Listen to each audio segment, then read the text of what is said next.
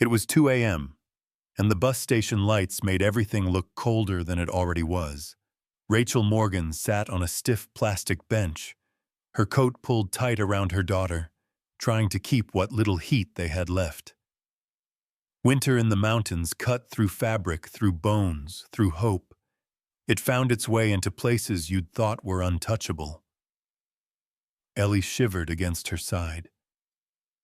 "Mom, how long can we stay here?" Rachel didn't answer right away. She didn't want to lie again.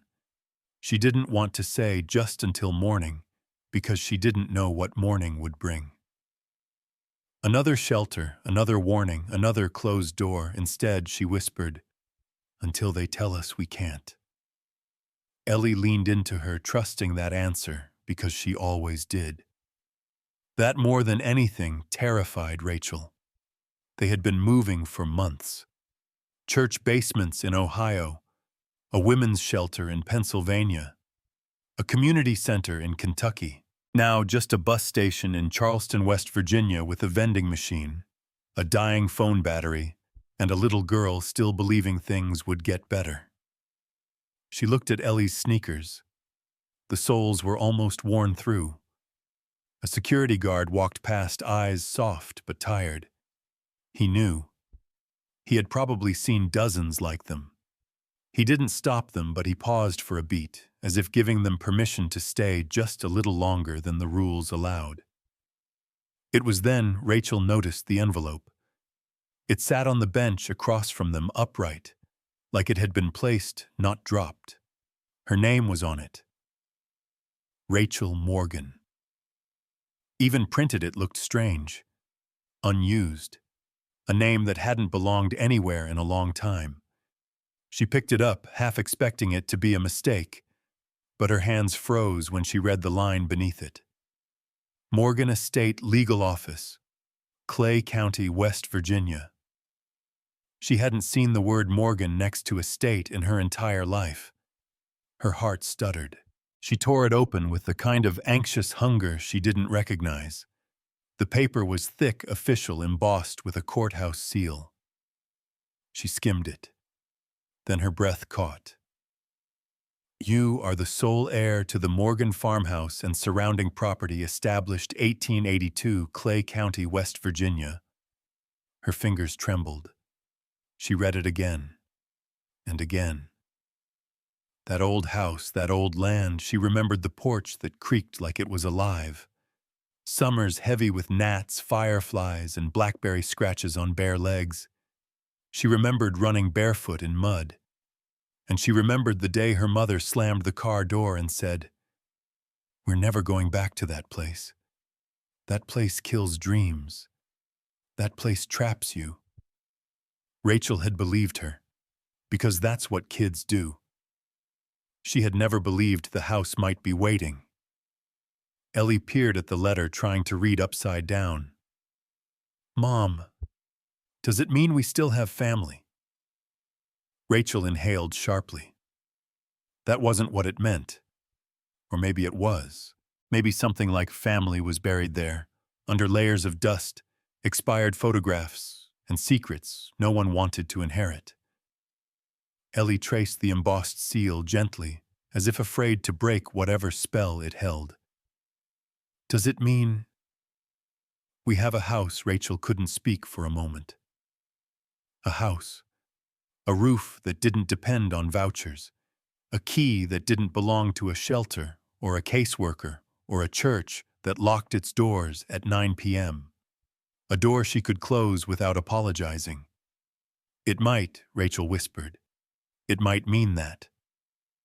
But something else stirred beneath that something unfamiliar to her. Not hope. Something quieter and heavier. Responsibility. She felt it settle in her chest. You could be sleeping in a shelter or under a sky full of stars, the letter seemed to say, but when a letter finds you, it changes everything. A bus hissed to a stop outside. Snow flurried in the fluorescent light. A woman with 3 bags hurried past. A man nodded at them and then moved on. Life kept moving even when yours stopped. Ellie leaned against her. What's Clay County like? Rachel stared at the map printed in faded ink on the second page. The Appalachian ridges tangled like an old scar, rivers winding through coal-burnt valleys, old mining towns nearly forgotten. She remembered a scent: wood smoke, wet earth, and something else, something she hadn't smelled in a long time. Home. We're going to find out, she murmured. Ellie's eyes widened. You mean, we're going? Rachel hesitated only a second. Yes. Not because she trusted the house, but because deep down in a place she'd never let herself look, she felt the house might have trusted her. She didn't sleep that night. She watched the windows until morning, watched the buses come and go, watched strangers wander in and out, watched the world keep spinning. But she didn't feel invisible anymore. At sunrise, the mountains rose like sleeping giants in the distance, colorless, silent, ancient. And Rachel Morgan, who once had nowhere to stay, had somewhere to return to. Maybe not welcome, but return. She and Ellie boarded a morning bus heading north. Ellie pressed her face to the glass, staring at the ridges. Mom, Ellie whispered, do houses remember people? Rachel didn't answer for a long moment. Then quietly she said, some do. Outside the mountains replied the only way they knew how, by standing there silent and waiting. And somewhere between the valleys and the abandoned mine roads, a house waited with them. The gravel road curved like a question mark through the bare trees, leading them higher into the mountains. The bus had dropped them in town nearly 2 hours ago. From there, it was all on foot. Rachel carried 2 bags, one overstuffed duffel slung across her back, the other clutched in her hand like a lifeline. Ellie walked beside her, wrapped in 2 layers of sweaters and her mother's oversized coat, her boots crunching on the icy dirt. They hadn't spoken much since leaving the bus stop. Rachel was too focused on the cold, gnawing at her bones, the weight of the letter in her coat pocket, and the image of the farmhouse lodged in her memory like a splinter. Ellie finally broke the silence. Is it far? Rachel shook her head, though she wasn't entirely sure. A little more. The last time she'd walked this road, she was 14. She and her mother were fighting again. She'd stormed out of the house barefoot, swearing she'd never come back. Her grandmother had watched her go from the porch, silent, not chasing her. That had hurt more than anything else. They rounded the last bend, and there it was, the house. It rose out of the overgrown brush like an old shipwreck, 2 stories tall and barely holding together. The porch sagged to one side. Paint peeled from the white clapboards in long curls. One shutter hung at a crooked angle like a broken limb. But the chimney still stood. The roof hadn't collapsed, and the window above the front door reflected the gray sky like an eye that never blinked. Ellie stopped walking. Is that it? Rachel didn't answer at first. The cold wind whipped through her hair as she stared at the house. Yeah, she finally said. That's it. Ellie stepped closer, her breath fogging. It's kinda sad looking. It's been waiting a long time. Ellie's voice dropped to a whisper. You think it remembers you? Rachel looked at the front steps, at the faint carving in the cornerstone, 1882. The date had faded with time moss gathering in the cracks. The wood creaks different when it remembers your name. That's what her grandmother used to say. Rachel climbed the porch steps slowly. The boards groaned beneath her boots like a warning or a welcome, she couldn't tell which. She reached into her coat and pulled out the old brass key from the lawyer's envelope. It stuck in the lock. She jiggled it once, twice, and then it gave with a hard click. The door swung open. A wave of cold air met them, thick with dust and old wood, and something else, smoke maybe, or dried herbs, a scent that hadn't changed in decades. Ellie wrinkled her nose. It smells like old stories. Rachel stepped inside first. The floor groaned beneath her. The front room opened before them, high ceilings, faded wallpaper in a pattern of tiny red flowers, floorboards stained with time. The furniture hadn't moved: an old couch, a rocking chair by the fireplace, a mirror cracked diagonally like a scar. Dust blanketed everything in a soft gray hush. It felt like stepping into a memory someone had folded up and packed away. Ellie wandered to the staircase and ran her hand along the banister. "This place is huge," she said. Rachel nodded. "Bigger than I remembered." They explored in silence. The kitchen was just as she recalled: an enamel sink, chipped in the corner, open shelves, with old mason jars, a rusted stove hunched in the corner like something alive but sleeping. Rachel flipped the light switch out of habit. Nothing. "No electricity," she muttered. But something nudged her. She walked into the pantry and found the fuse box.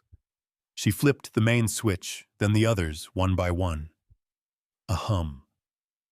The kitchen light blinked to life. Ellie gasped, eyes wide. "We have light." Rachel swallowed hard.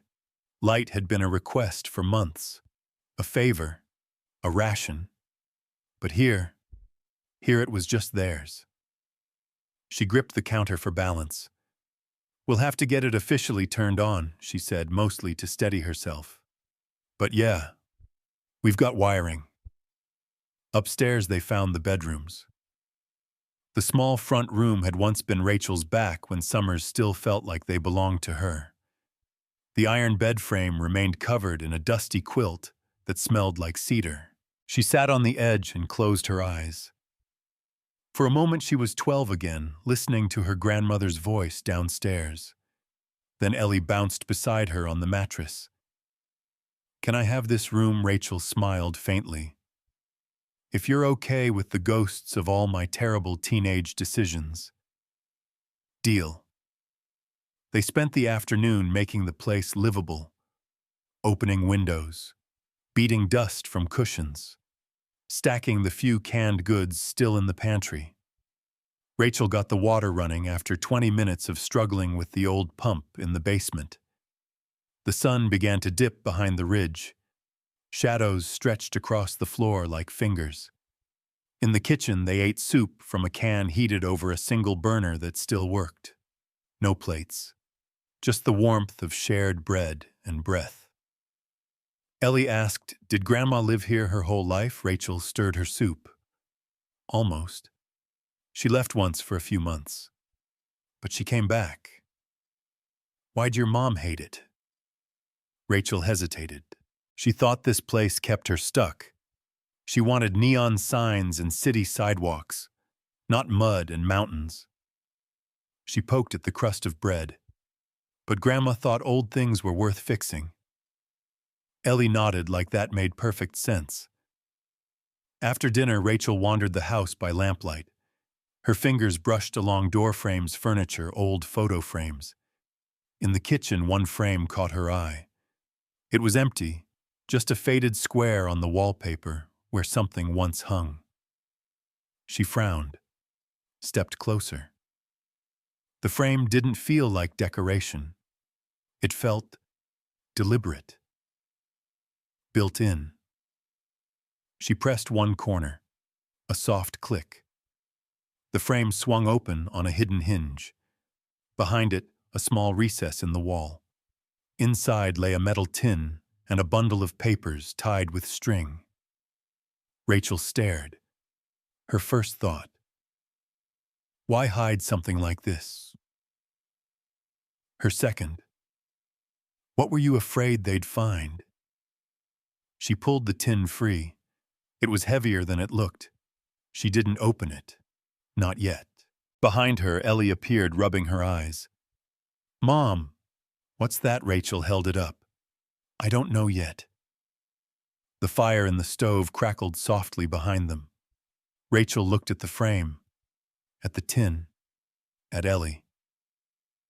The house didn't just remember. It was telling her something, and she was finally ready to listen.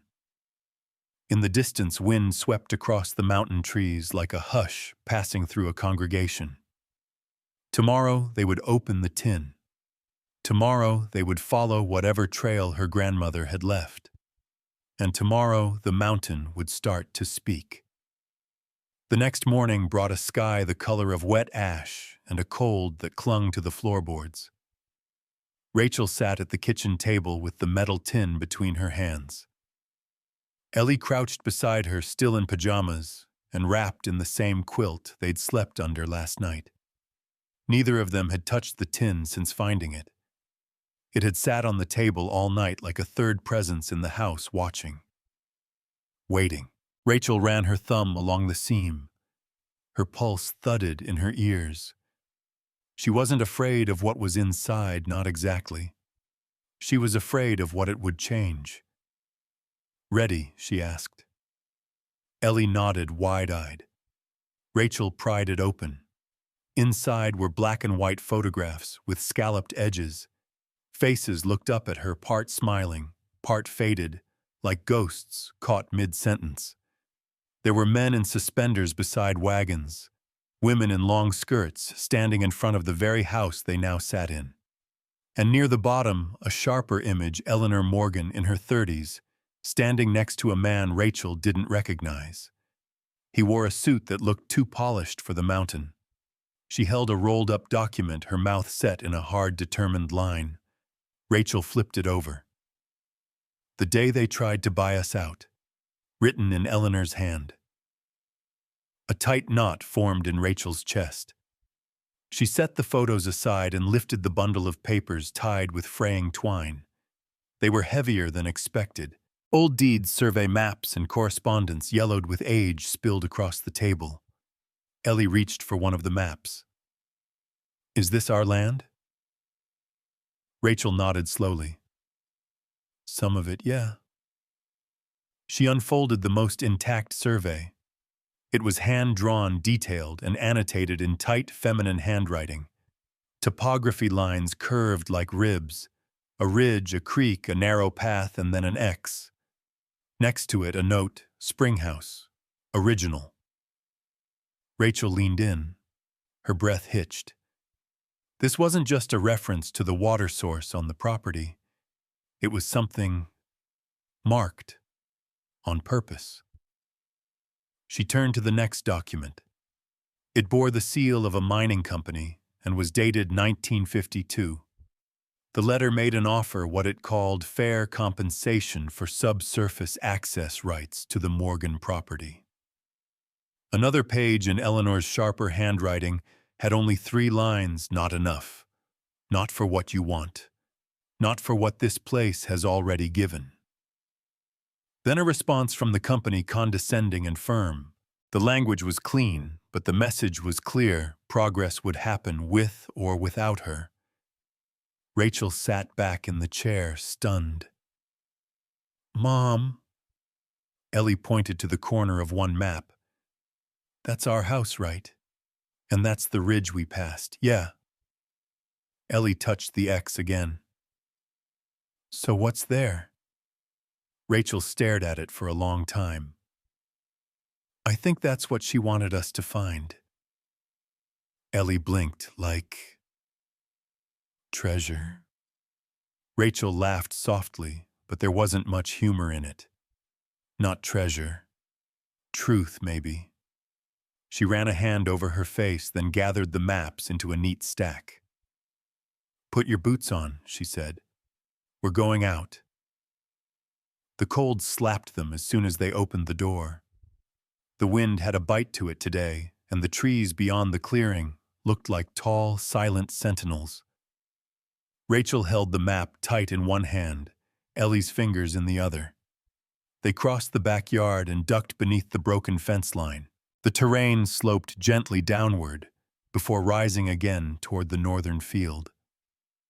The trail, if it had ever been a trail, was long overtaken by grass and frost.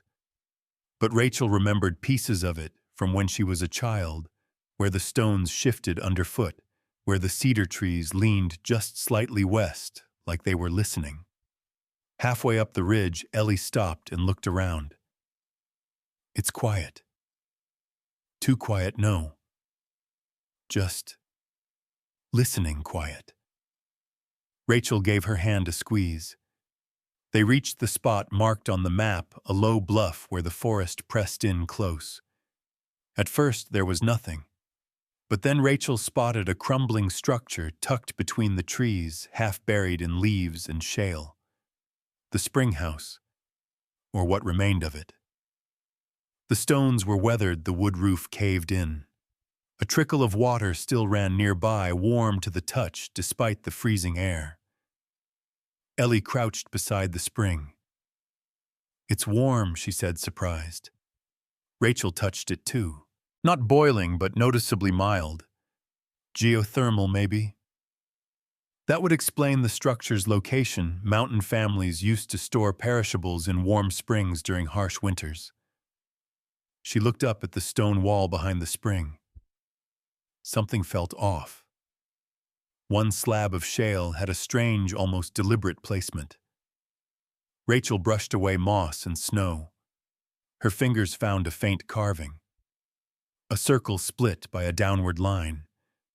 It was the same symbol scribbled on the map. She froze, then pressed her hand to the stone. It gave. Just slightly. She pushed again. The slab groaned. Then with a shiver of dust and years, it slid inward and swung out like a hinge. Cold, stale air spilled from the opening. Rachel's heart slammed in her chest. Behind the stone was a narrow passageway, barely wide enough for a person to slide through sideways. Ellie looked up at her eyes bent. Is this where she hid something? Rachel didn't answer. She lit the flashlight and aimed it inside. The tunnel was short, maybe 20 feet, and ended in a chamber carved into the rock. A single wooden chest sat in the center, darkened by time but intact. She stepped inside first, testing the floor, then motioned for Ellie. The chest was sealed but not locked. Rachel knelt and opened it. Inside were 3 bundles. The first held letters dated from the late 1800s, tied neatly with twine. The second was a stack of detailed land surveys like the ones they had found earlier, but even more precise. Geological notes, mineral composition, water tables, names of known mining veins. The third bundle was wrapped in linen. Rachel unwrapped it carefully. A metal canister, embossed with the insignia of the U.S. Geological Survey, 1896. Her breath caught. Inside was a rolled parchment marked confidential. She unrolled it slowly. The document detailed mineral reserves located beneath the Morgan property, rare earth elements in concentrations that would be worth millions today. Rachel stared at it, stunned. Oh my God. Ellie leaned over her shoulder. Is that real? Rachel nodded slowly. Yeah. Grandma knew. They all knew. Ellie's voice dropped. What does it mean? Rachel stared at the stone walls around them, at the damp earth, at the years that had passed in silence. The dead don't bury secrets, they just hide them where the living forget to look. That's what this was. Not just a secret. A warning. And maybe a burden. She gathered the documents into her pack. The wind howled outside the chamber, louder now, more urgent. Rachel stood. We're done here. They crawled back through the passage and Rachel pulled the stone slab shut behind them. As they made their way down the ridge, the world felt heavier. The trees leaned closer, the sky darker, because now they knew something worth keeping. and someone somewhere might know they'd found it. Tomorrow, Rachel would go into town for the first time in years. Because if this land was worth something, she had to know who else had been waiting for her to return. The diner sat at the edge of town like it had always been there, red vinyl booths, windows streaked with last week's rain, and a neon sign that still buzzed even in daylight. Rachel hadn't walked through its doors since she was a teenager. The bell above the door chimed as she entered, and for a moment every head turned. It was that kind of town. You left and they remembered. You came back and they remembered even more. She adjusted her scarf and kept her shoulders square as she crossed to the counter. Ellie had stayed behind at the house wrapped in quilts and reading the old letters again like they were spell books. Rachel had promised to be quick. A server in her 60s stepped over with a pot of coffee. Her hair was dyed a bold cherry red. Her name tag read Diane, and her eyes narrowed just slightly. Rachel Morgan. Rachel gave a soft nod. Diane tilted her head. Well, I'll be damned. Thought you were long gone. I was, Rachel said simply. Diane poured the coffee. You back for good or just for ghosts? Rachel didn't answer. She sipped the coffee instead, letting the warmth chase away some of the morning's chill. Outside, the town moved slowly, an old pickup idling at the curb, two men arguing over a hardware delivery, a teenage girl smoking behind the gas station across the street. This town hadn't changed much, but Rachel had, and that made all the difference. A voice spoke behind her. I heard you were back. She turned. A tall man in a tan jacket with graying temples stood a few feet away. His presence was quiet but certain. Reuben Fletcher. Older now but still strong. The kind of man who looked like he'd been carved out of the same stone as the hills. Rachel stood. You're Reuben, he nodded once. I knew your grandmother. She left me the house. He gestured to a booth in the corner. Come sit. There's something I think you ought to hear. They moved to the booth. Reuben didn't order anything, just folded his hands on the table and looked her straight in the eye. She ever tell you what happened in 1952, he asked. Rachel shook her head. I found some letters and maps. She refused to sell. Reuben gave a tight smile. That's the short version. He leaned back in the booth, eyes drifting to the window. Your grandma was tough. Mean sometimes, but only when she had to be. That land meant everything to her. Not because of money, because it was ours. This town was built on backs like hers. He looked back at Rachel. They offered her more money than anyone had ever seen up there. Said they'd bring in jobs, power lines, roads. Said it was for the community. But it wasn't. It was always about what was under the ground. Rare earth elements, Rachel said quietly. Reuben nodded. Exactly. And she knew it before they did. Rachel blinked. How? He hesitated, then said, because she didn't just inherit the land. She inherited the knowledge. Her grandfather was a surveyor, mapped the whole valley with nothing but a compass and a steady hand. He knew where the veins were. And Eleanor. She memorized every one. Rachel leaned forward. Why didn't she tell anyone? Reuben's jaw tensed. Because knowledge like that gets people killed. The words sat heavy between them. She didn't trust the town, not after they started turning on her. The council tried to declare the property condemned once, said the farmhouse was unsafe, but it wasn't about safety. It was about pushing her out so they could push their people in. Rachel thought of the letter tucked in her coat, the deed signed in Eleanor's sharp handwriting. It wasn't just paper.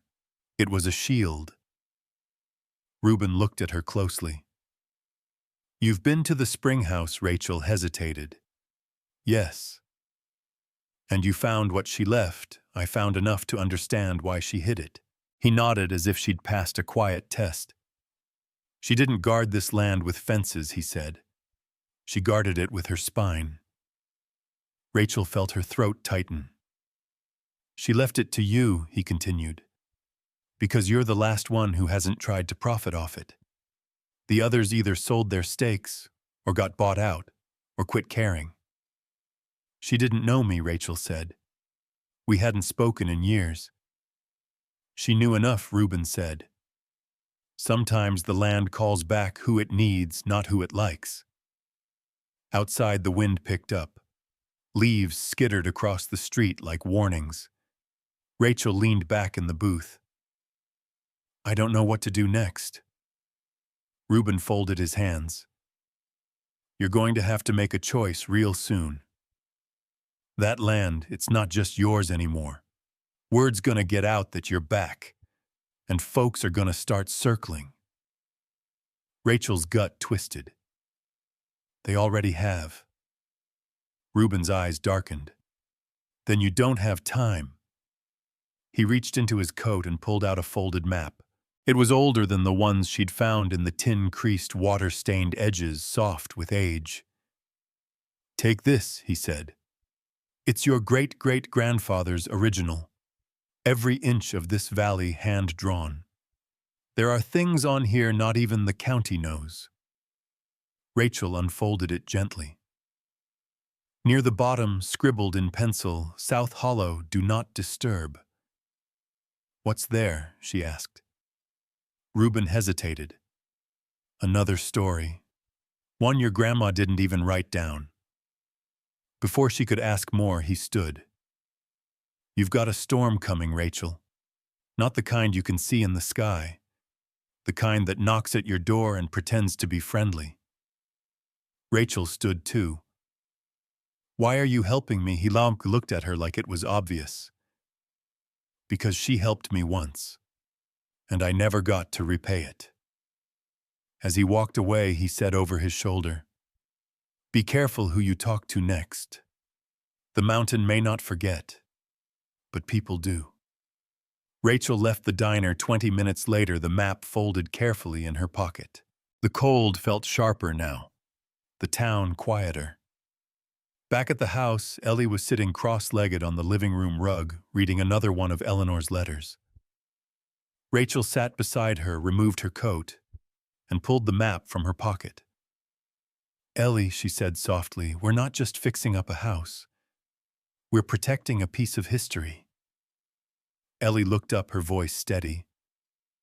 "Then we better learn how to fight like Grandma did." Rachel smiled. A tired, fragile smile, but real. They didn't speak the rest of the evening, just sorted through papers and read letters by lamplight while the fire hissed in the stove. Later that night, after Ellie had fallen asleep, Rachel took out the map again. She traced her finger along the ridgeline past the creek toward the South Hollow. She remembered something her mother once said in anger and bitterness, that land's cursed. It doesn't give, it takes. But Eleanor hadn't believed that. Eleanor had believed some things were worth standing for, even if you stood alone. Tomorrow Rachel would seek out someone who might know what really happened back then. Someone who'd been closer to Eleanor than anyone else. Someone still alive. Someone with a key to the missing years. Someone named Cora May. The address Reuben had scribbled on the back of the map led Rachel to the edge of town, where the asphalt gave way to gravel, and then to a cracked driveway swallowed up by weeds. The mailbox leaned sideways, barely holding on to the name in faded paint. May.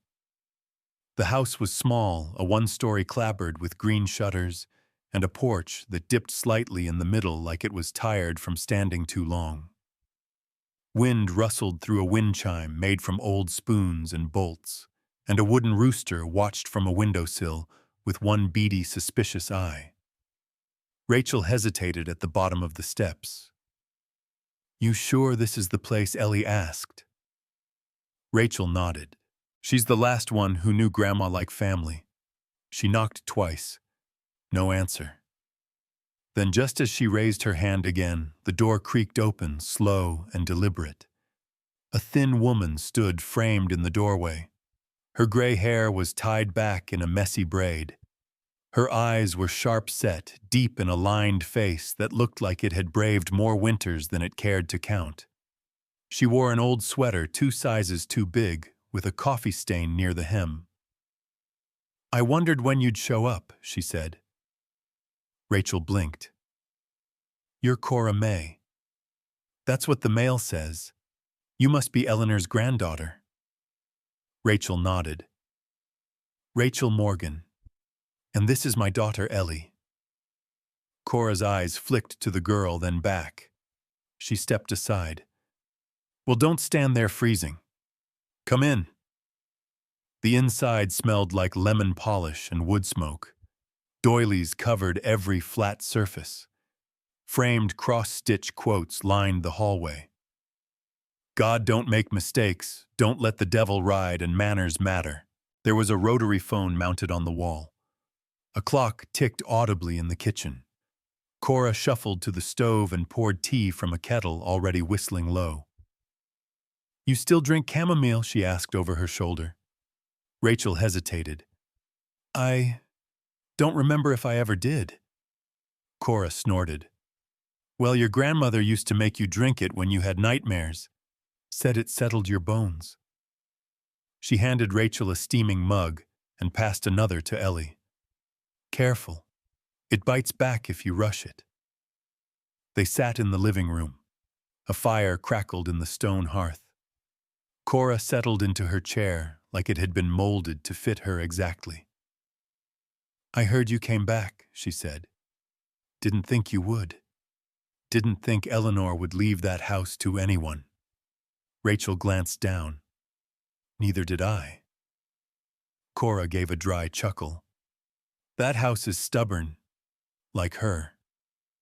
She took a sip, then added, like you too, I guess. There was a long pause. Rachel stared into her tea. Why did my mom hate it so much? She asked finally. Cora looked over her glasses. Because Eleanor loved it more than she loved being agreeable. Your mom wanted out, bright lights, clean shoes, fresh starts. But that house, that land, it didn't let go easy. And Eleanor, she didn't know how to let go either. Rachel nodded slowly. She never talked about this place. She wouldn't, Cora said. She was raised to bury things deep. Emotions, regrets, secrets, especially the secrets. Ellie leaned forward. Did you and Grandma get along? Cora chuckled again, but softer this time. We fought like cats and thunder, but we never stopped talking even when we wanted to.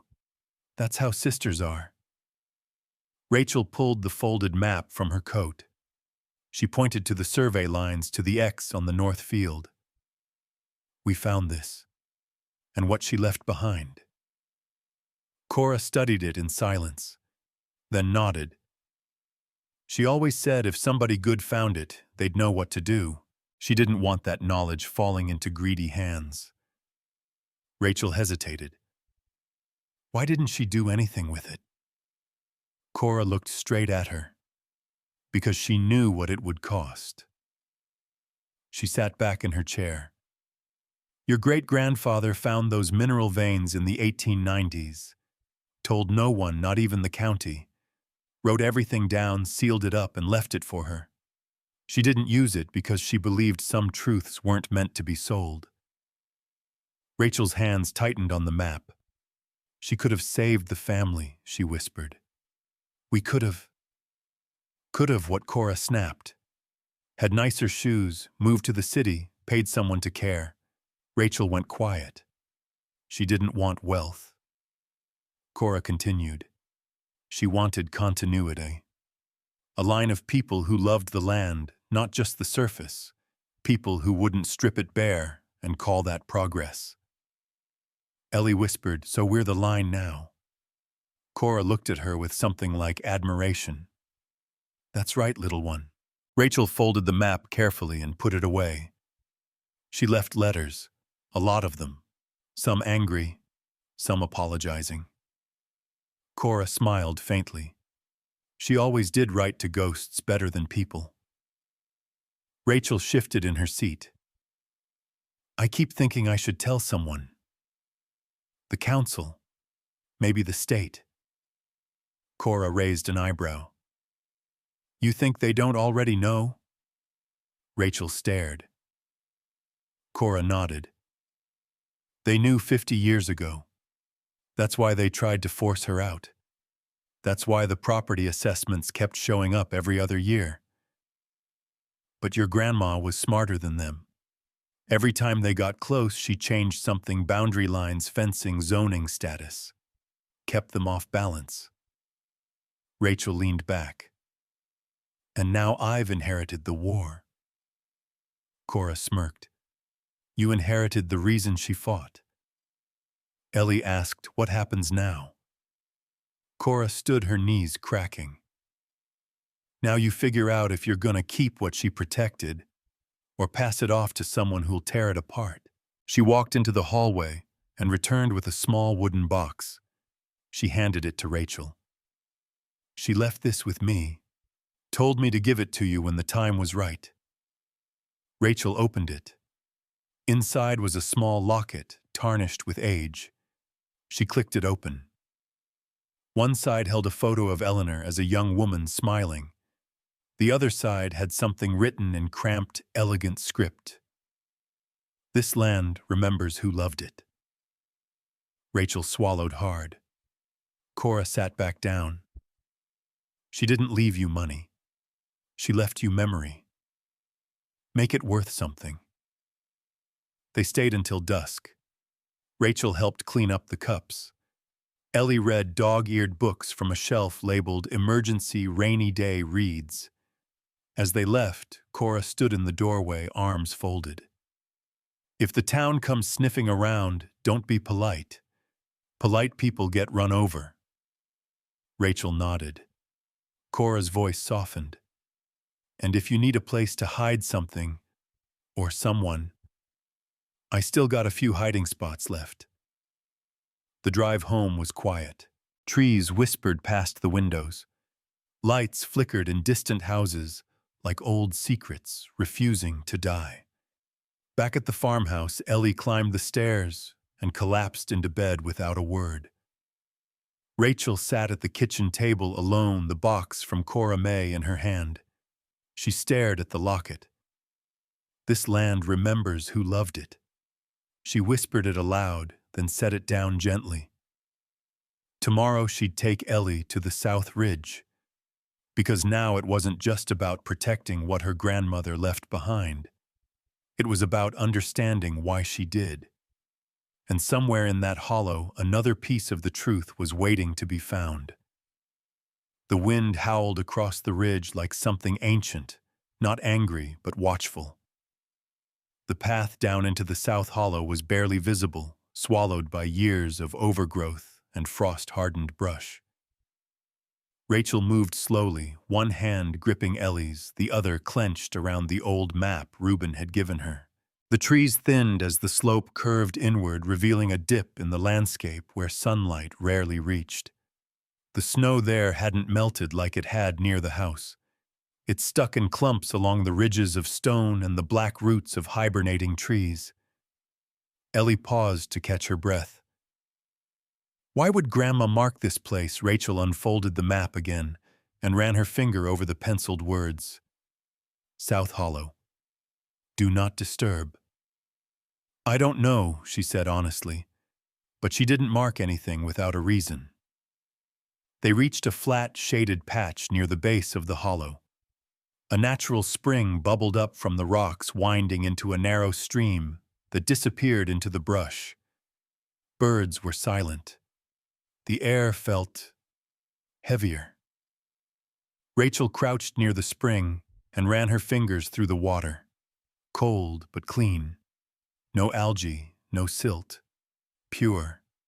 Ellie crouched beside her. It smells like metal, she said. Rachel nodded. That's the minerals. This water's been running through the mountain forever. A cluster of shale to their left caught her eye, angled layers pressed tightly together, like books on a shelf. She stepped toward it, brushing away vines and loose snow.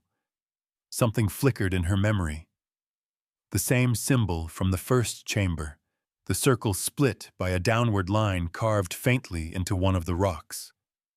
She pressed her palm against it. Nothing moved. She tried pushing the edges. Still nothing. Ellie joined her hands cold and pink from the air. Try up top, she said, reaching for a loose piece of slate. Rachel tugged at it, and it broke free with a dry crack. Behind it was something unexpected timber. Old wood. Carefully stacked. Intentional. Rachel's breath caught. There's something behind here.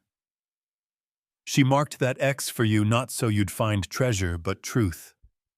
She dug faster now, clearing out stone and dirt until the shape of a doorway appeared, a false front built into the hillside hidden by decades of erosion and time.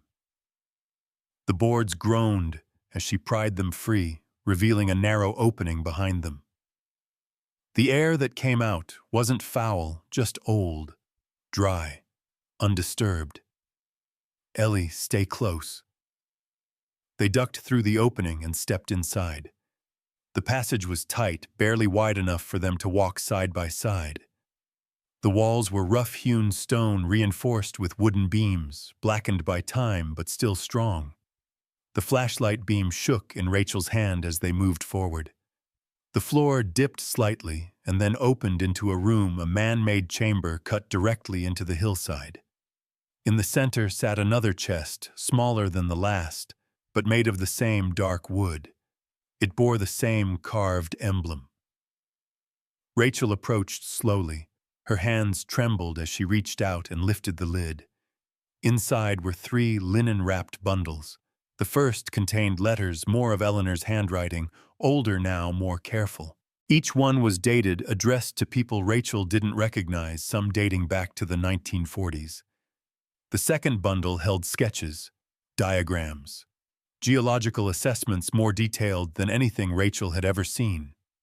They outlined not just the Morgan land, but the entire valley waterlines, ore veins, soil analysis. The notes were meticulous, noting how the land shifted through the decades, how water moved minerals downstream, how the composition of the South Hollow differed from the north. The third bundle was heavier. Rachel's breath caught as she unwrapped it. A cylindrical case sealed with wax marked with the insignia of the U.S. Geological Survey, 1896, the same seal she'd found at the spring house. She cracked the seal. A tightly wound parchment slid out. Stamped across the top, confidential. She spread it across the dusty floor. The document detailed mineral concentrations beneath the southern ridge higher than anywhere else on the property. Rare earth elements. Lithium, lanthanum, neodymium. Essential for electronics' renewable energy defense contracts. Today, it would be worth tens of millions. She didn't realize she'd stopped breathing until Ellie touched her arm. Mom Rachel's voice came out in a whisper. Grandma knew. She knew the whole time. Ellie frowned. So why hide it? Rachel stared at the document, then at the stone around them.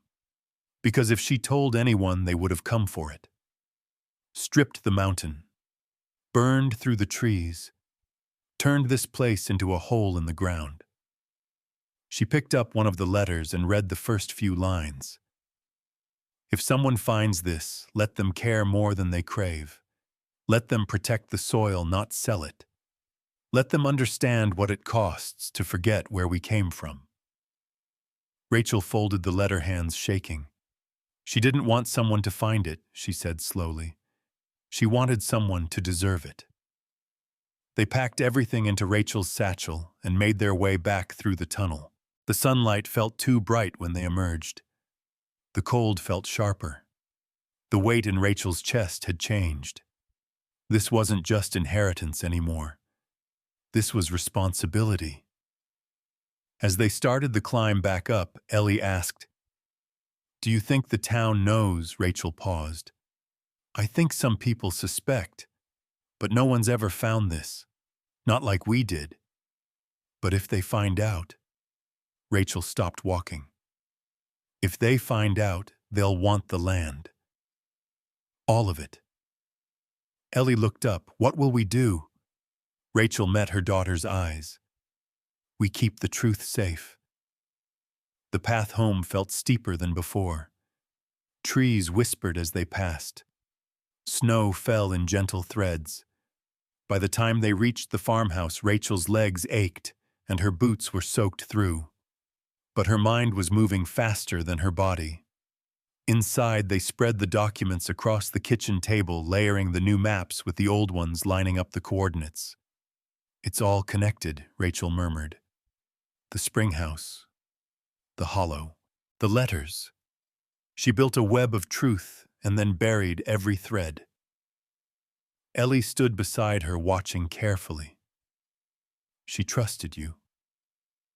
Rachel didn't answer at first. She just stared at the table. Then she said, "I don't know if I deserve it." Ellie didn't blink. "You didn't run away." That struck something deep.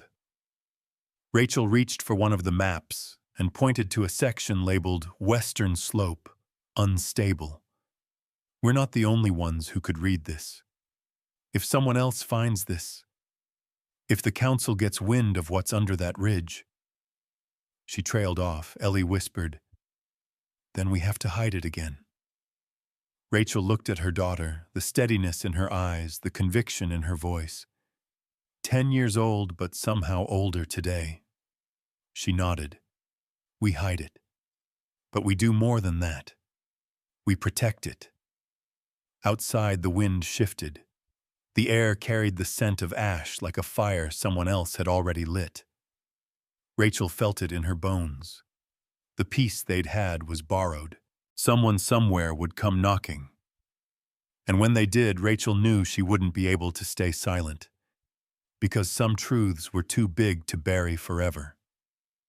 Tomorrow, she'd speak to Sheriff Brooks, not just to ask who else knew, but to find out who was still watching. Rachel didn't call ahead. She didn't need to. People like Sheriff Calvin Brooks didn't sit behind desks waiting for permission. They lived inside the rhythms of towns like these. Quiet, watchful, always listening. The sheriff's office sat on Main Street between the post office and a thrift shop still advertising Christmas clearance in mid-January. It looked like it had for decades 2 brown leather chairs in the front, a chipped coffee maker humming in the corner, and a bulletin board layered in faded flyers and missing dog posters. Calvin Brooks was at his desk, his long frame leaning into a case file, glasses perched low on his nose. He looked up as Rachel walked in, his face unreadable but not unkind. "Well," he said, setting the papers aside, "I was wondering when you'd show up." Rachel offered a small, tired smile. "I didn't want to make this official. I just needed to ask you something." He stood, gesturing to one of the chairs. "You didn't come all this way for coffee." Rachel sat. "You were close with my grandmother." Brooks nodded. "As close as anyone could be with Eleanor Morgan. That woman had the backbone of a steel bridge and twice the weight." Rachel smirked. "She left me more than just a house." His eyes narrowed slightly. "I figured as much." Rachel took a breath. "I found the spring house, and the hollow, the maps, the geological surveys, the letters." She watched him carefully. Brooks didn't look surprised. He leaned back in his chair, exhaling through his nose like he'd been waiting for this. "You find the USGS cylinder," Rachel nodded, "and the documents inside. Enough to know that land is worth a lot more than anyone wants to admit. He was silent for a long beat. Then, your grandmother once told me the land wasn't valuable because of what it had. It was valuable because of who it raised. Rachel swallowed. That's not what the council thinks, is it? His jaw tightened. No, he said. That's not what they think. He stood and walked to the window, looking out at the street like he was checking for ghosts. When she died, he said there were talks. Some of them wanted to petition the state to take the property through eminent domain. Said it was a historic structure. Said it needed preserving. But that wasn't about preservation. Rachel's voice was low. It was about access. Brooks nodded. And now that you're back, they'll see you as a complication. Rachel leaned forward. I need to know who they are. He turned back. Most of them are just locals trying to hold on to something: jobs, pride, stability. But a few see your land as the last chance this town has to matter. Rachel stared. Matter to who? When you inherit the land, you inherit the fights that come with it. Brooks let out a breath. There's been whispers of outside investors, energy companies, lobbyists.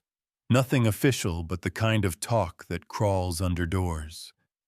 If they get wind of what's under that ridge, you won't get offers, you'll get pressure. Rachel nodded slowly, her hands clenched on her knees. Then we don't let them find out. He looked at her. You think you can keep this quiet? No, she said. But I can buy us time. Brooks walked back to his desk and pulled out a folder. Inside were copies of the original property deed, zoning history, and assessment records. Your grandmother altered the boundaries in '93, he said. Took a 5-acre slice of the western slope and registered it under a defunct church trust. Made it harder for anyone to trace full ownership. Rachel blinked. That's why it wasn't on the map from the lawyer. She was always 10 steps ahead, he said. Rachel sifted through the papers. Can you keep an eye out? Let me know if anyone starts poking around. He nodded. I can buy you space, but not forever. Rachel stood. I don't need forever. I just need long enough to figure out what to do. Brooks looked at her like he saw something familiar. Eleanor's sharp eyes behind Rachel's exhaustion. If they come, he said, they won't knock. Rachel paused at the door. Do you think she made the right call? Hiding all of this. He didn't answer right away. Then he said, the older I get, the more I think it's not about right or wrong. It's about who's still standing when the dust settles. Rachel left the station with the folder under her arm and a knot forming in her chest. Outside, the sky had gone pale with cold. She walked past familiar buildings now wearing unfamiliar tension. Eyes followed her, some curious, some careful. The wind shifted. She felt it in her bones. At home, Ellie was in the kitchen organizing the maps into a binder. The table was covered in documents. The stove crackled with a slow fire. Rachel closed the door behind her, leaned back against it, and exhaled. Ellie looked up. What did he say? Rachel crossed to the table, spreading the folder out beside the maps. He said they're coming. Maybe not tomorrow, but soon. Ellie's eyes didn't flinch. Then we have to finish the plan. Rachel looked at her, her calm face, her steady voice. It was like staring into the past and future all at once. We can't stop them, she said softly. Not forever. But we can decide how the truth survives. Ellie nodded. So we bury it again? No. Rachel said. We protect it. But this time we leave a trail. She pointed to the hollow on the map. We'll move the documents, not just to hide them, but to make sure someone worthy can find them later. Ellie smiled slightly. Like a new spring house, exactly. The rest of the afternoon, they worked quietly. Rachel lined the inside of the sewing table's false bottom with cloth. Ellie labeled envelopes and drew her own symbols next to Eleanor's, their secret code. As dusk fell, Rachel stepped onto the porch. Snow hadn't come yet, but the air smelled like it was close. A car idled down the road, slowed, then passed. She didn't recognize it. The hair on the back of her neck lifted. Back inside, Ellie was folding one of the maps into an old book jacket. "Do you think Grandma ever wanted to go public?" she asked. Rachel shook her head. "I think she wanted to leave the choice to someone who could see the cost." Ellie paused. Then she picked the right person. Rachel touched her daughter's cheek. "I hope so." That night, Rachel couldn't sleep. She sat by the stove, the folder of deeds and letters beside her, and watched the flames flicker. Each piece of paper felt like a weight and a weapon. Outside, the wind curled around the house like a question it was waiting for someone to answer. Somewhere in the dark, someone knew she was back. Someone was watching. And soon they would come asking. Not for her story, not for her memories, but for the mountain. Tomorrow, Rachel would draft a letter. Not to the town, but to the State Land Trust. Because if she couldn't keep it safe on her own, maybe there was still a way to ensure the land stayed whole, even if the people didn't. The attic door creaked as Rachel pulled it open. The narrow stairs groaned beneath her weight, each step dusted with time. She hadn't planned to come up here. Not today. But something about the letter she was drafting downstairs to the State Land Trust had made her pause. She needed one more voice in the room. One more piece of her grandmother that hadn't yet been unearthed. The attic smelled like cedar and dry air. Light filtered through a single round window, weak and gray. Boxes lined the walls, stacked carefully labeled in Eleanor's precise handwriting. Winter seeds, tax records, family photos, do not touch. Rachel passed each one until she reached the far end of the attic where a low trunk sat beneath a sheet. She lifted it carefully. Beneath the dust was a wooden box with iron hinges and a simple brass lock. No key. She hesitated, then took a screwdriver from the shelf nearby and wedged it beneath the latch. The lock snapped open with a quiet pop, like a secret exhaling. Inside were journals. Not dozens, just 5. Each one wrapped in cloth. Each one numbered in red ink. Rachel sat cross-legged on the attic floor and opened the first. The handwriting inside was unmistakable, Eleanor's looping script, firm but not ornate. A voice on paper, and it began with a line that stopped Rachel's breath. "When no one listened, I wrote anyway because the paper always listens." She blinked back the sting in her eyes and kept reading. The entries dated back to the 1970s. Eleanor's words tracked years of observation, how the snow melted slower on the north slope, how the creek water changed color after nearby blasting in a neighboring county, how the plants responded to changes in air pressure, not just season. But it wasn't just science. It was heartbreak. "I lost your mother today," one entry read.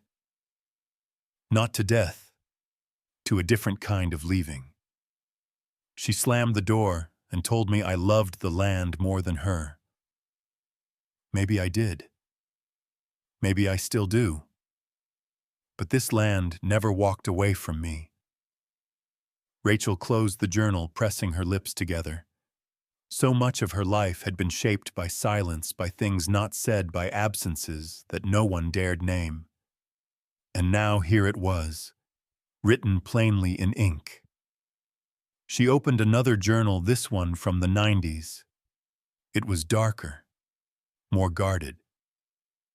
Eleanor's tone had shifted. They keep sending offers, she wrote. The numbers go up, but the promises shrink. They talk about job creation and economic renewal, but all I see are trucks and strip mines. I see ghosts before they're born. There was a taped clipping from a newspaper, "Local woman declines fifth offer from mineral company," and below it in her handwriting, "If money could replace mountains, we'd all be rich and rootless." Rachel exhaled.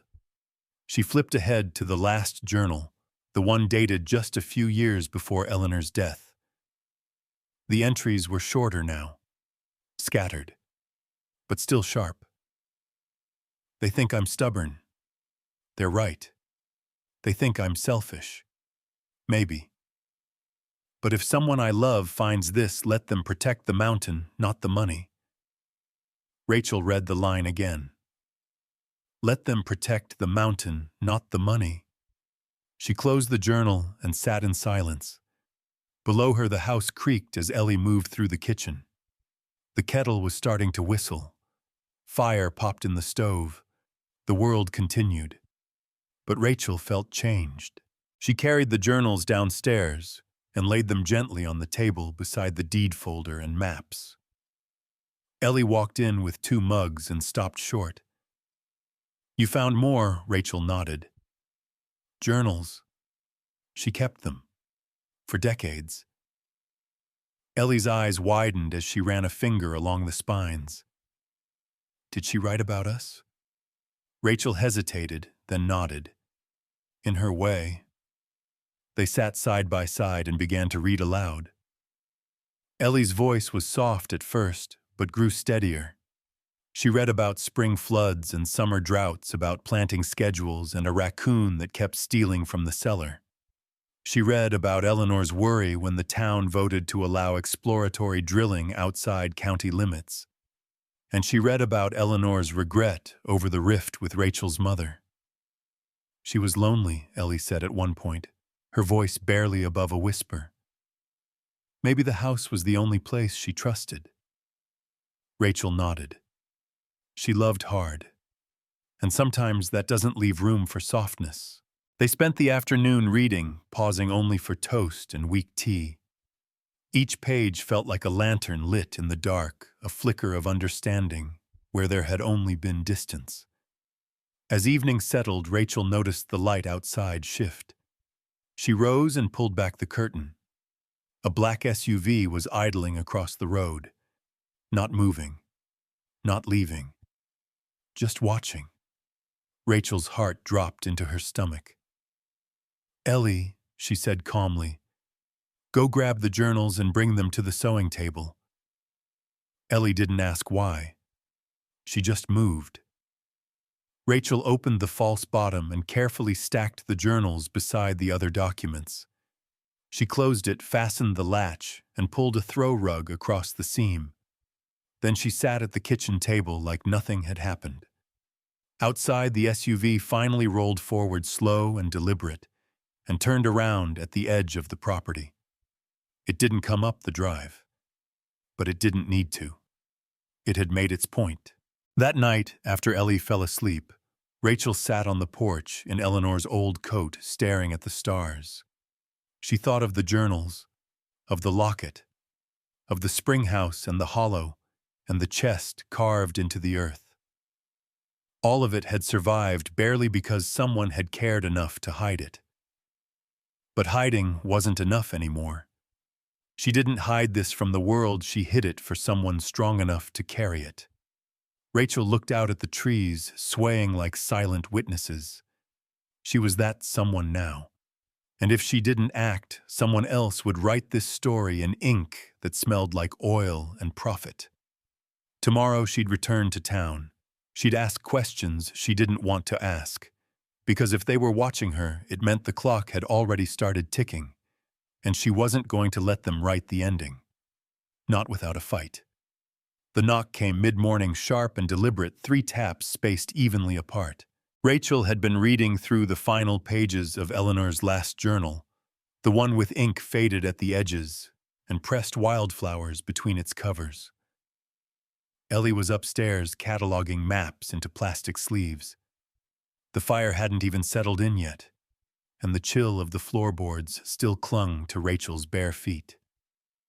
She didn't move at first, just stared at the door, heart slow but heavy. Then came the second knock, not louder, not more urgent, just patient. She opened the door. A man stood at the edge of the porch wearing a dark wool coat, too clean for mountain mud, too tailored for anyone local. His shoes gleamed like they didn't know gravel. His smile was small, professional, forgettable. That was the point. He held a folder under one arm, the kind that always meant trouble dressed up like opportunity. "Ms. Morgan," he said, extending a hand. Rachel didn't take it. He withdrew it without offense. "My name's Carson Wolf. I'm with a consulting firm that works with municipalities and landowners to evaluate long-term resource strategy. We've been reviewing properties in this region as part of a larger initiative with the Appalachian Redevelopment Board." Rachel said nothing, so he smiled again. "I just wanted to stop by and introduce myself and let you know that if you ever consider selling the land or exploring options, there are people very interested in making that process easy and profitable." He handed her a business card. Thick stock, clean font, no website. Rachel glanced at it and then met his eyes. "I'm not selling." Carson's smile didn't falter. "Of course. Of course. You've only just returned. These kinds of decisions take time. But you should know there are parties who can make very generous offers." She tilted her head. "How generous 7 figures," he said without hesitation. "And climbing." Rachel felt the words like a slap she didn't flinch from. Why, she asked. "It's just an old mountain." His expression didn't change, but something in his eyes did. Because old mountains hide new solutions. He nodded once, turned, and descended the porch steps. Rachel watched the SUV pull away. No license plate on the front. Government tint. No dust on the wheels. "They don't want your story, they want your soil." She shut the door and locked it. Ellie came downstairs a minute later. "Who was that?" Rachel handed her the card. Ellie read it and then set it on the table like it was something sour. "They're coming, aren't they?" Rachel nodded. That was the first knock. The rest of the day moved strangely, like the air had thickened. Every sound outside felt heavier. Every passing car stayed in view too long. Rachel worked in silence, rearranging the hidden cash under the sewing table, checking and rechecking the contents. By late afternoon, she decided it was time. "Get your coat," she told Ellie. "Where are we going?" "To talk to the others." Ellie blinked. "What others? The ones who haven't sold yet?" They drove the back roads, the ones Eleanor had marked in red ink decades ago. Most of the land surrounding theirs had already changed hands: timber companies, absentee landlords, shell corporations. But 2 names remained from the original deeds Rachel had reviewed.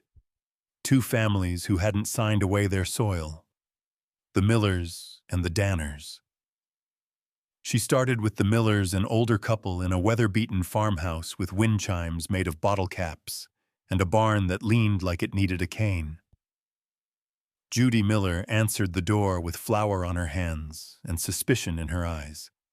Rachel explained why she was there, who she was, what she'd found, and who had just knocked on her door. Judy didn't blink. "You think we ain't had that same man on this porch 2 weeks ago?" Rachel's breath caught. Judy nodded, wiping her hands on her apron. "Promised us more money than we've ever seen. Said we could move to Florida by a boat." "I don't even like water, Rachel." Rachel chuckled despite herself. "Did you take it?" "Honey," Judy said, stepping aside. "If I wanted to live off somebody else's dream, I'd have married my high school boyfriend." They talked for an hour. Judy's husband Walt joined them. He was quieter, but when Rachel showed them the maps, he just said, "Knew it." Knew it back in '89 when that survey team started sniffing around. From there, they drove to the Danner property, a hillside orchard barely clinging to its roots.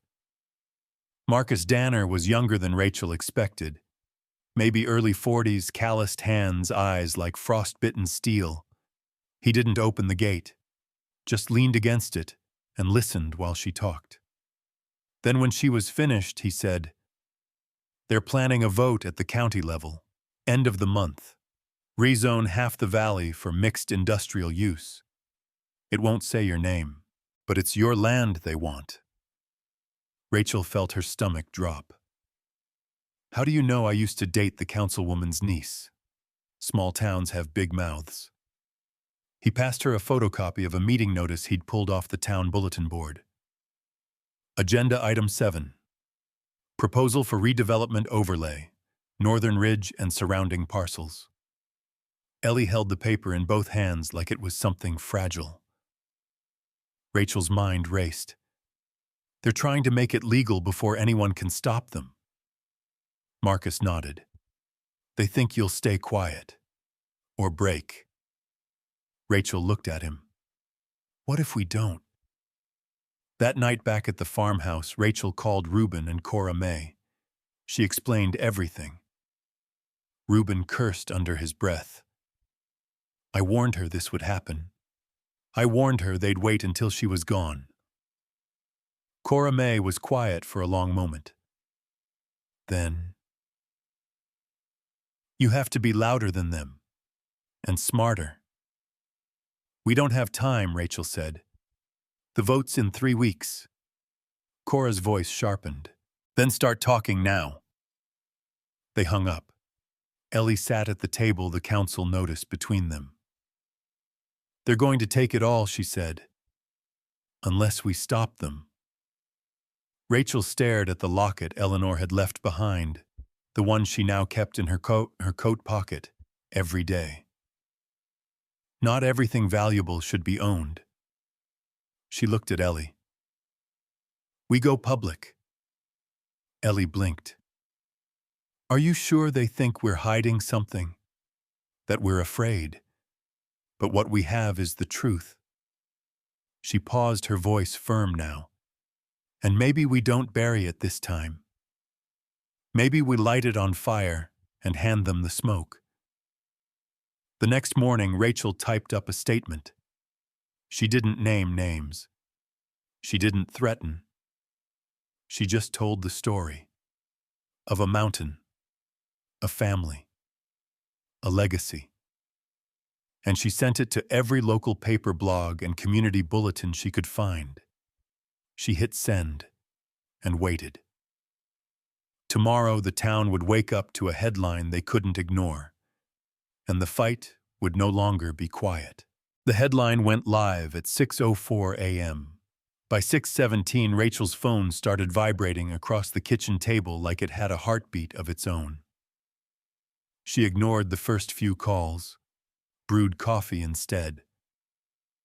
Let the silence stretch.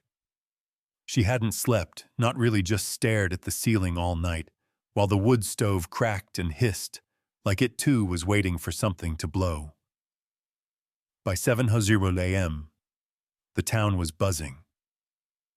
Her email was flooded with local reporters, environmental groups, angry council aides, and a few too curious bloggers asking if she'd be willing to do a feature. She didn't answer any of them. Instead, she printed a single copy of the article, folded it twice, and slid it into her jacket. Where are we going? Ellie asked from the staircase, still in her boots, coat zipped like she already knew. The town meeting's tonight, Rachel said. We've got a few hours to make sure everyone sitting at that table knows we're not backing down. Ellie grabbed her notebook. You mean we're going on offense? Rachel smiled.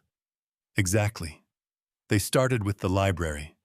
It sat across from the courthouse, a squat brick building that smelled like dust and possibility. Inside, Mrs. Lyle, the librarian who'd been there since before Rachel was born, was already reading the article at her desk. She looked up as they walked in. "I remember when your grandmother used to come here every Thursday," she said. Never said much, but she always left with more books than anyone else. Rachel nodded. She wanted people to know more than they were told. Mrs. Lyle tapped the article. "Well, I'd say you're doing her proud." Rachel hesitated. "Would you mind printing a few more copies for the bulletin board? And maybe one for the courthouse?" Mrs. Lyle's smile was razor sharp. "Honey, I've already got 20 in the back." They left with a stack and started handing them out at the gas station, the diner, the feed store. Some people nodded in approval. Some didn't say anything. But the paper kept disappearing from her hands. By mid-afternoon, Rachel had one left. She pinned it to the public board outside the general store, tucked it right between a lost dog flyer and a winter barn dance announcement. People were reading it, talking. By the time they drove back to the house to get cleaned up for the meeting, Rachel could feel it tension shifting. The silence wasn't safe anymore. It was charged. At 5:42 p.m., they arrived at the county hall. The lot was already packed. Rachel stepped out of the truck and took Ellie's hand. "You ready?" Ellie squeezed her fingers. They're not going to know what hit them. Inside the meeting room smelled like damp paper and cheap coffee. The council sat at the long oak table up front, 7 members, mostly men with thinning hair and padded vests. Councilwoman Sayers sat in the middle, her smile stretched too tight. The room was standing room only, farmers, teachers, old-timers with arms crossed. A few younger faces from the next county over. Even Reuben and Cora May were there, seated near the back. Rachel signed her name on the speaker's list and took a seat. The meeting dragged through routine business: road repair contracts, school funding gaps, one complaint about stray dogs. But everyone was waiting. Finally, Councilwoman Sayers cleared her throat. "Next item: review and consideration of the Northern Ridge redevelopment overlay." The air shifted. "Ms. Morgan," she said, her voice as polite as it was clipped. "You requested to speak." Rachel stood, walked to the podium, and pulled the folded article from her pocket. She held it up. "This is the truth," she said. "No greeting. No pleasantries. Just the truth. I'm not here to argue about permits or zoning loopholes. I'm here to tell you what this land is and what it isn't. It's not empty. It's not forgotten. And it's not for sale." She looked at each council member in turn. "My grandmother protected that ridge for 70 years. She hid its value because she knew if the wrong people found it, they'd destroy it. And now, just weeks after she's gone, you want to vote it into the hands of those very people." She paused. "This isn't about development. It's about legacy." Someone behind her murmured agreement. Rachel laid the article on the table in front of the council. "Eleanor Morgan didn't leave me this land to flip it for profit. She left it to be protected, to be understood, to matter in ways you can't put in a line item or a tax bracket." Sayers leaned forward. "And what would you have us do, Ms. Morgan? Leave opportunity buried in the dirt?" Rachel didn't blink. "I'd have you recognize that not everything buried should be dug up." A pause. Then Sayers said, "You're asking us to turn down funding, infrastructure, jobs." "I'm asking you to remember who you are," Rachel said. "This town was built by people who understood land is more than acreage. It's memory. It's responsibility. You can't pave over your past and expect a future to bloom." She stepped back. Ellie stood, then tiny but tall. "I'm 10, she said, voice clear. "But I know that once you break something open, you can't ever put it back the way it was." The room went still. No one laughed. No one dared. Rachel and Ellie sat down. Reuben patted Rachel's shoulder. Cora May just nodded, proud and fierce. Councilwoman Sayers cleared her throat. There will be a vote. The council retreated behind a partition. The crowd buzzed, restless. 10 minutes, then 20. When they returned, Councilman Dawes stood instead of Sayers. In light of new information, he said, voice uneasy and public concern, we are tabling the redevelopment vote pending further review. A murmur rippled across the room.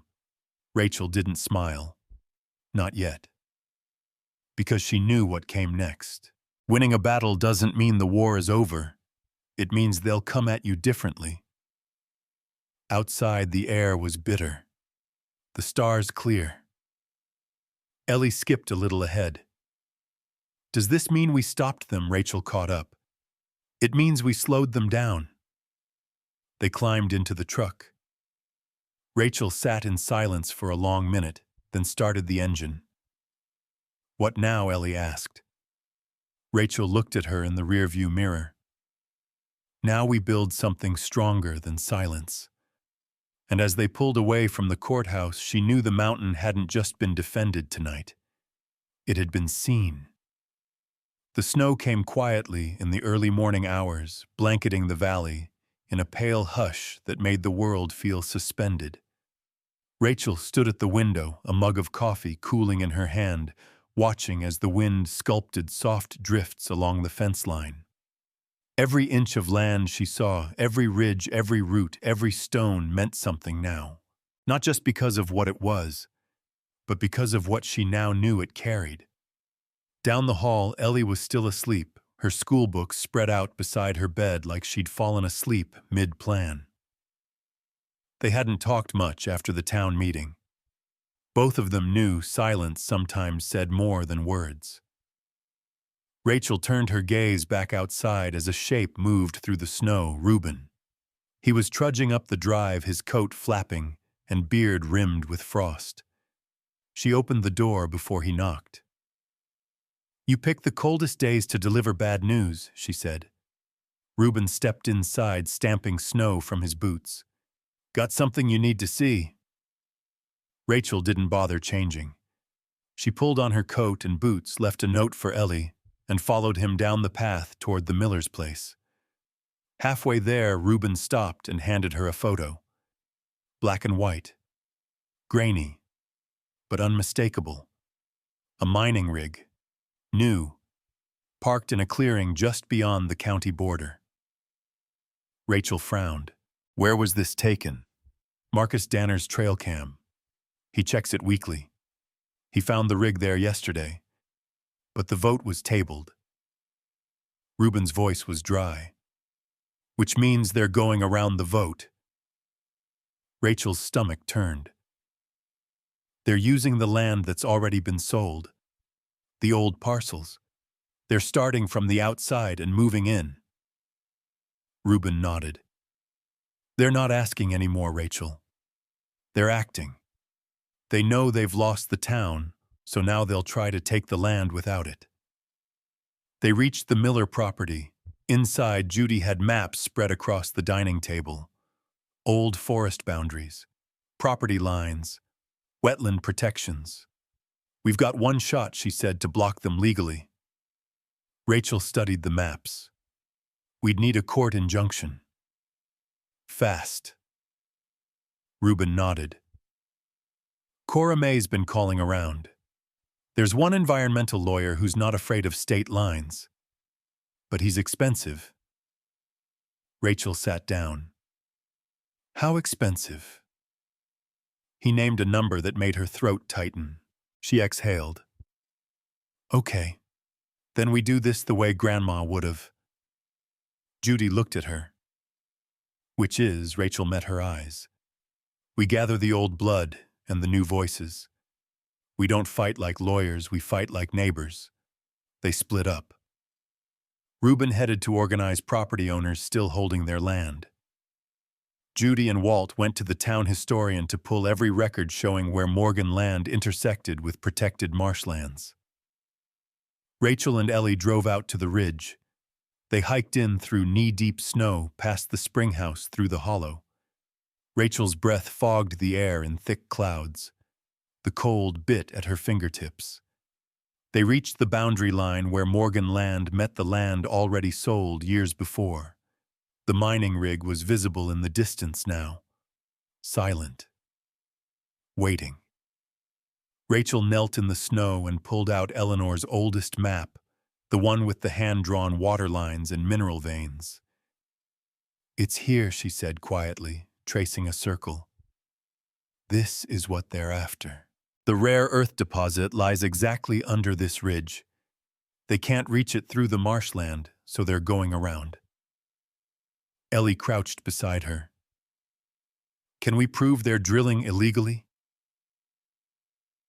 Rachel stared at the line between the trees. "Not yet. But if they cross this point, we'll have them." That night back at the house, Rachel called Cora May. "We'll need to file an injunction," she said. "But I also want to go public again. This time with photos, maps, everything." Cora's voice was steady. "You sure you want that smoke?" Rachel didn't hesitate. "Let them come. We're not hiding anymore." Ellie looked up from the table. "What if they just ignore us?" Rachel reached across and took her hand. "Then we make so much noise they can't." The next morning, Reuben returned with 2 more families ready to stand with them. One had recently discovered their water table was being impacted. The other had found wildlife migration patterns disrupted. They held a meeting in the barn behind Rachel's house. 15 people showed up, shoulders tight, eyes determined. Rachel stood in front of a whiteboard with pinned maps, charts, and photos. "They've started. Quietly. Illegally. They think we won't notice. That we'll be too tired to fight back." She looked at each of them in turn. "But we're not tired. We're ready." A murmur of agreement passed through the group. Reuben stepped forward. "We form a coalition, not just to stop them, but to protect the ridge forever." Rachel nodded. "We'll use every legal route we can. And in the meantime, we tell our story. Every newspaper, every local station, every blog." They agreed. They dispersed with purpose. Ellie helped Rachel scan the maps and label them digitally. They built a website, a mailing list, a social account called Save the Ridge that started gaining traction by sunset. By the end of the day, their inbox was flooded with support, with volunteer offers, and yes, with threats. Rachel read one aloud, voice steady. "You're playing a game you can't win. Sell before it gets ugly." Ellie scoffed. "They don't know who they're messing with." Rachel smiled, proud. But she knew the hardest part hadn't come yet. The company wouldn't stay quiet, and she wouldn't let them keep their secrets either. She pulled out the final letter from Eleanor's journals, the one sealed in an envelope with no date. Rachel opened it. "They'll always try to take what isn't theirs, but the land remembers who stood and who sold. Let the land remember you." Rachel read it again, then folded it and slipped it into her coat. Tomorrow they'd confront the mining company directly. But tonight she stood on the porch, watching the snow reflect the faint glow of the town beyond. The ridge was still there, still waiting, still hers. And as long as she could stand, she would not let it fall. The wind had changed. Rachel could feel it in the way the trees stood taller, like they'd stopped holding their breath. The morning air was crisp, sun gleaming off the last patches of snow that clung to the hollows. But it wasn't just weather. Something had shifted. In the town, in the ridge, in her. The injunction had gone through. The mining rigs were removed under quiet protest, a legal memo citing pending environmental review taped to their frames before they were hauled off like unwanted guests. It didn't feel like a victory parade. It felt like survival, hard-earned and temporary. Rachel stood alone at the spring house that morning, the one Eleanor had protected for decades, her gloved hands resting on the stone arch. It was older than anything else here. Older than Rachel, than Eleanor, older even than the county lines that tried to divide it. She closed her eyes. "I hope this is what you wanted," she whispered. "Not just saved, but understood." The sound of footsteps crunched in the snow behind her. "Ellie." "Mom, they're here." Rachel turned. In the distance, two vans pulled into the gravel drive, one marked with the seal of the Appalachian Conservancy, the other with the green emblem of a National Land Trust initiative. Rachel gave Ellie a small nod. It was time. They walked back together side by side, boots kicking through slush and last year's brittle leaves. The farmhouse stood straight and warm behind them, chimney trailing smoke like a signal of persistence. Waiting near the trucks were two people, one a tall, older woman with a surveyor's clipboard and eyes sharp with knowledge. The other a younger man with a laptop and a cautious kind of hope in his posture. "Ms. Morgan," the woman said, stepping forward. "I'm Carol Henley, head of regional stewardship for the Conservancy. This is Malcolm with the Trust." Rachel shook their hands. "Thank you for coming." Carol smiled. "When your packet came in, maps, journals, photographs, it stopped our office cold.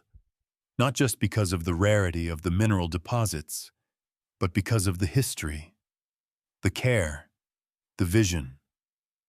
Malcolm opened his laptop. "Our board approved the request for protective easement. Once signed, this land will be permanently shielded from private development. You'll retain ownership, but any future sale or use would require adherence to strict environmental protections." Rachel exhaled. The weight she'd carried all these months, no, all her life, shifted in her chest. Carol glanced toward the ridge. "I've worked in land conservation for 30 years. I've seen mountains sold for strip malls and forests leveled for parking lots. But I've never seen someone fight this hard to keep something sacred." Rachel met her eyes. It wasn't just about the land. It was about the people who lived on it and what it taught them. They signed the paperwork inside. The table was cleared of maps, now replaced by mugs of tea plates of cornbread Ellie had baked, and the journals stacked neatly beside the deed. Ellie watched everything closely, her chin resting in her palm. She didn't ask many questions, but Rachel knew she was memorizing all of it. When the last form was signed and notarized, Carol leaned back. "That's it. It's done." The words didn't explode. They settled, like dust in sunlight. Ellie reached for Rachel's hand. "Does this mean it's safe now?" Rachel nodded. Safe and seen. Later that afternoon, they walked the ridge again, Rachel, Ellie, Reuben, Cora, May, and even Marcus and Judy. The trail was muddy, but no one cared. They reached the overlook, the same place Rachel had first stood when she'd come back here, afraid and uncertain. Now she saw it differently. Not as something fragile, but something resilient. Beneath their feet was more than soil. It was memory. It was fight. It was the blood and breath of generations who had chosen to plant roots instead of chase profits. Cora May pointed to a hawk circling above. "You think Eleanor would be proud," Rachel smiled. "She'd say we took too long. Then she'd make cornbread and tell us to get back to work," Reuben chuckled. "Sounds right." They stood in silence for a long time, letting the wind speak what words couldn't. That night, Rachel lit a fire in the old stone hearth and sat beside Ellie on the couch. The house creaked softly around them, not in protest, but in comfort. Ellie turned toward her. Are we going to stay here forever? Rachel thought about it. About the lawyer who'd offered her a university position out west. About the documentary crew that had emailed asking to visit the girl who saved the ridge. About the pull of elsewhere that had always hummed at the edge of her life.